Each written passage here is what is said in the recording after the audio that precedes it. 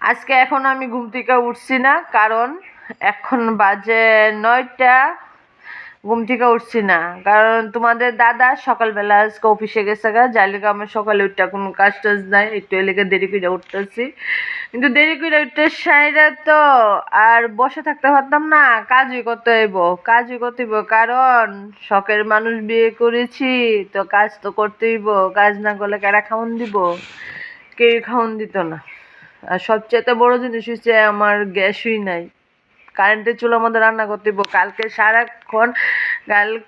সকাল 8টা থেকে বিকাল 5টা পর্যন্ত কারেন্ট আসলো না, যার লেগে রান্না বান্না কিচ্ছু হয়েছে না। তোমাদের দাদা দুপুরবেলা অফিস থেকে বাড়ি ফেরার সময় খাবার নিয়ে এসে তারপরে গিয়ে খাইছি, কিন্তু বাইরে খাবার খেতে একদম ভালো লাগে না নিজের হাতে রান্না ছাড়া। তো ওই রাত্রেবেলা যখন কারেন্ট এসে তখনই এরা খাওয়া হয়েছে রান্না করে।